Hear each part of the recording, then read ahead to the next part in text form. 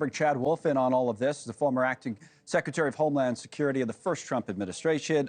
Welcome back.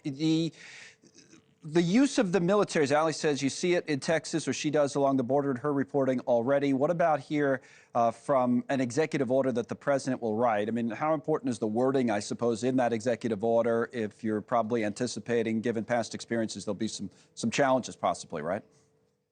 I think that's right, but I think it's important to remember President Trump issued a national emergency along that border in 2018. So his team, it does have some experience with this.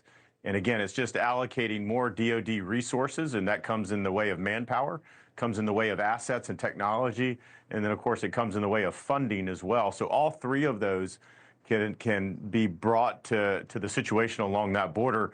Exactly how the president's team wants to use that, I think there's probably something they're still working through. But this isn't unique. Obviously, we have, as your reporting indicated, not only under President Biden, but under President Trump, you have the military down there. The question is, what are they going to do? And you're probably going to see a more purposeful deployment of resources from the second Trump administration. What does that mean, more purposeful deployment of resources? How do you exactly expect it to play out, whether it's in timeline or in practice in the early months? Well, again, I think it's trying to get individuals down there so that you're telling the cartels, you're telling the smugglers, you're telling the other individuals coming across that border that it's not business as usual, right? And so you can have DoD assets and personnel helping to deploy physical infrastructure, whether that's on the river or that's temporary barriers of some kind.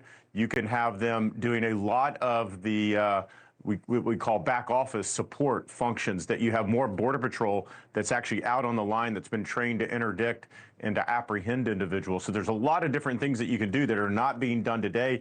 And then obviously there's the deportation operation as well, using assets and others to effectuate that. So I think there's a lot of different options at play that the president's team is probably taking a look at. One of the things, and it's at the bottom of the screen now, that's come up is this question of price tag. There's this one study from an organization, American Immigration Council, that said if you deport in a one-time operation over 13 million people, you're looking at $315 billion.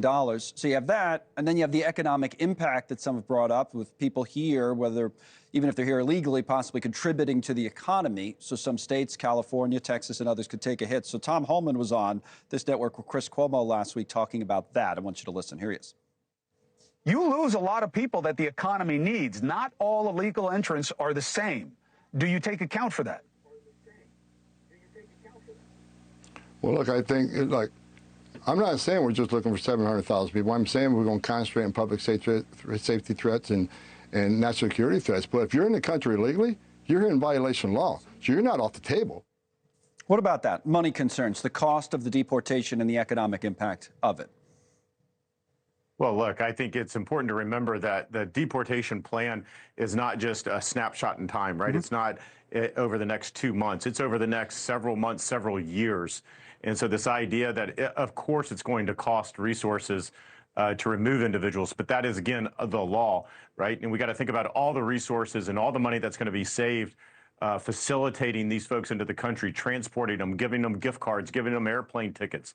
All of that should diminish, if not go away completely. So I think you will also see some of that money going to actually trying to protect communities and removing these violent criminal aliens that you hear the president, you hear Tom Homan and others saying that they're going to prioritize. Thanks so much for watching. Just go to joinnn.com to find News Nation on your television provider. And don't forget to click the red subscribe button below to get more of News Nation's fact-driven, unbiased coverage.